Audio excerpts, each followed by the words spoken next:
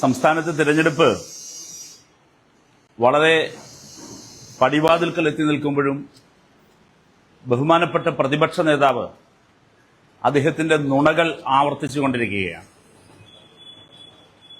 ജനങ്ങളെ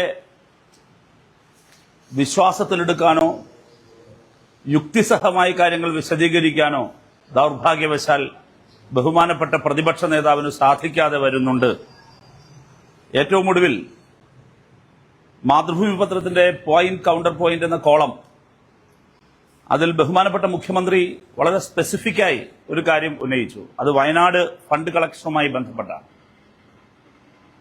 പക്ഷേ അതിന് ഇന്ന് കൗണ്ടർ പോയിന്റ് പറയുമ്പോൾ, അതിന് മറുപടി പറയുമ്പോൾ ബഹുമാനപ്പെട്ട പ്രതിപക്ഷ നേതാവ് നുണ പറയുന്നു എന്ന് മാത്രമല്ല, അദ്ദേഹം ഇപ്പോഴും ഇരുട്ടത്ത് നിൽക്കുകയാണ്. വെളിച്ചത്തിലേക്ക് വരണം, ജനങ്ങളോട് തുറന്നു പറയണം. ചോദ്യം വളരെ സ്പെസിഫിക്കാണ്, വളരെ സ്പെസിഫിക്കാണ്. എത്ര പണം പിരിച്ചു, ഏത് അക്കൗണ്ടിലാണ്? അതല്ലാതെ ഒരു ക്വസ്റ്റ്യനുമില്ല കേരളത്തിനറിയാൻ. ഇതിന് ജനങ്ങളോട് പറയണ്ടേ? ഇപ്പൊ ഉദാഹരണത്തിന് നോക്കൂ, ഞങ്ങളുടെ അക്കൗണ്ടിൽ സൂക്ഷിച്ചിട്ടുണ്ട്, ഞങ്ങളുടെ അക്കൗണ്ടിൽ ഭദ്രമാണ് എന്നാണ് ആവർത്തിച്ച് പറയുന്നത്. പക്ഷേ രേഖകൾ പരിശോധിച്ചാൽ മനസ്സിലാകും, AICC കേന്ദ്ര തെരഞ്ഞെടുപ്പ് കമ്മീഷന് കൊടുത്ത ബാലൻസ് ഷീറ്റിൽ ഇങ്ങനെ ചൂരൽമല മുണ്ടക്കൈ ദുരിതബാധിതർക്ക് വേണ്ടി പണം പിരിച്ചെന്നും അങ്ങനെ ഒരു പണവും നീക്കിയിരിപ്പും കോൺഗ്രസിന്റെ അക്കൗണ്ടിൽ ഉണ്ടെന്നും പരാമർശിക്കുന്നേയില്ല. അപ്പോൾ പ്രതിപക്ഷ നേതാവിന്റെ മറുപടി എന്താണ്? അത് എന്റെയും അതോടൊപ്പം തന്നെ KPCC പ്രസിഡന്റിന്റെയും ജോയിന്റ് അക്കൗണ്ടിലാണ് എന്നാണ്. എങ്കിൽ അങ്ങനെയാണെങ്കിൽ അത് വ്യക്തിപരമായ അക്കൗണ്ട് അല്ലേ? വ്യക്തിപരമായ അക്കൗണ്ട് ആണെങ്കിൽ രണ്ടുപേരുടെയും തിരഞ്ഞെടുപ്പ് സത്യവാങ്മൂലത്തിൽ അത് കാണണ്ടേ? ശ്രീ സണ്ണി ജോസഫിന്റെ സത്യവാങ്മൂലത്തിലോ ശ്രീ VD സതീശന്റെ സത്യവാങ്മൂലത്തിലോ ഇങ്ങനെയൊരു കണക്ക് കാണുന്നുമില്ല. പിന്നെ ഈ പണം എവിടെ പോയി? ഞാൻ വേറൊരു കാര്യം കൂടി പറയാം. UDF-ലെ രണ്ടാമത്തെ ഘടകകക്ഷിയാണ് ലീഗ്, ഇന്ത്യൻ യൂണിയൻ മുസ്ലിം ലീഗ്. അവർ പിരിച്ച പണത്തിന്റെ കണക്ക് പുറത്തുവിട്ടിട്ടുണ്ട്. 40 കോടി പിരിച്ചു എന്നാണ്. UDF-ലെ രണ്ടാമത്തെ ഘടകകക്ഷിക്ക്, ഈ സംസ്ഥാനത്ത് എല്ലായിടത്തും സ്വാധീനമില്ലാത്തൊരു പാർട്ടിക്ക് 40 കോടി പിരിക്കാൻ കഴിഞ്ഞുവെങ്കിൽ കോൺഗ്രസ് എത്ര പിരിച്ചിട്ടുണ്ടാകും? ആ പണം എവിടെ? ഞാൻ ഒരു കാര്യം ഓർമ്മപ്പെടുത്താൻ ആഗ്രഹിക്കുന്നു. ഗലി ഗലി മെം ചോർഹേ എന്ന മുദ്രാവാക്യം ഓർമ്മയുണ്ടാകും.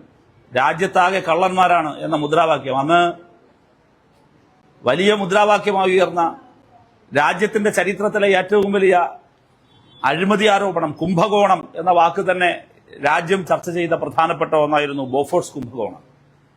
ബോഫോഴ്സ് കുംഭകോണത്തിൽ 36 കോടിയുടെ തട്ടിപ്പാണ് നടന്നതെന്നാണ് അന്നത്തെ കണക്ക്.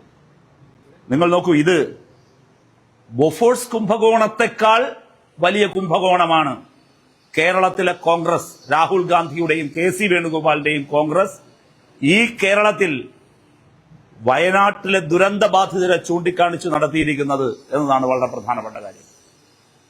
വയനാട്ടിലെ ദുരന്തബാധിതരെ കാണിച്ചിട്ടാണ്, തകർന്നടിഞ്ഞുപോയ മനുഷ്യ ജീവിതങ്ങളെ ചൂണ്ടിക്കാട്ടിയിട്ടാണ്, ആ ചിത്രങ്ങൾ ഉപയോഗപ്പെടുത്തിയിട്ടാണ്, തകർന്ന വീടുകളെയും തകർന്ന സ്വപ്നങ്ങളെയും, ചിതറിയ സ്വപ്നങ്ങൾ, ഒറ്റപ്പെട്ടുപോയ ബാല്യങ്ങൾ, അനാഥരാക്കപ്പെട്ട മനുഷ്യർ, കണ്ണുനീരിനെ വിറ്റ് കോൺഗ്രസ് ഒരു വലിയ കുംഭകോണം നടത്തിയിരിക്കുന്നു.